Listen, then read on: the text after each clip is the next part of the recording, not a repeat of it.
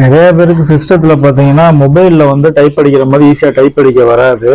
அதுக்கு என்ன காரணம்னா இதில் இருக்க லெட்டர்ஸ் இங்கிலீஷில் இருக்கும், நம்மளுக்கு வந்து தமிழ் டைப்பிங் வந்து மொபைலில் வச்சுருப்போம். இப்போ மொபைலில் மாதிரியே ஈஸியாக லேப்டாப்லேயோ இல்லை கம்ப்யூட்டர்லேயோ நீங்கள் தமிழில் டைப் அடிக்கணும்னு நினச்சிங்கன்னா அதுக்கு ஒரே ஒரு வழி, தமிழ் கீபோர்டு ஒன்று இருக்கும், டேஸ் கீபோர்டுன்னு. அந்த டேஸ் கீபோர்டை வந்து நீங்கள் இன்ஸ்டால் பண்ணிட்டீங்கன்னா நீங்கள் அடிக்கிற எழுத்துக்களை வந்து அப்படியே இங்கிலீஷ்ல இருந்து தமிழுக்கு மாற்றி கொடுத்துரும். நீங்கள் சப்போஸ் தமிழையே நீங்கள் தப்பாக அடிச்சிங்கனாலும் அந்த தப்பாக அடிக்கிற எழுத்துக்களை கீழே நீங்கள் டைப் அடிக்கும் போது ஒரிஜினலாக காமிக்கும். இந்த எழுத்துக்களை நீங்கள் என்ட்ரி மட்டும் கொடுத்தீங்கன்னா போதும், வேர்டாக மாறிடும்.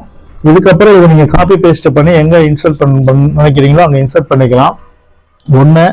ரெண்டாவது, இதில் வந்து டைப் அடிக்கிறது ரொம்ப ஈஸியான மெத்தடு. இதோட சாஃப்ட்வேர் பேர் பார்த்தீங்க அப்படின்னா தமிழ் டேஸ். மேலே பார்த்தீங்கன்னா டேஸ் தமிழ்னு சொல்லிட்டு இந்த கீபோர்டு. இந்த கீபோர்டு நிறைய பேர் என்ன பண்ணுவாங்கன்னா இதுலேயே வேற வேற கீபோர்டு எடுத்துட்டு லெட்டர்ஸ் அடிக்கும்போது நிறைய பிரச்சனை வரும் உங்களுக்கு. அதாவது ஆனானா ஈனா ஊனா அதெல்லாம் வந்து ஸ்பெல்லிங் மிஸ்டேக் நிறையா விடுவாங்க. பட் இது அப்படி கிடையாது. நீங்கள் அடிக்கும்போது இப்போ நான் ஸ்பெல்லிங் அடிக்கிறேன் அப்படின்னா கீழே வந்துடும், என்ட்ரி மட்டும் நான் கொடுத்தா போதும், அது வந்து தமிழாக மாறிடும்.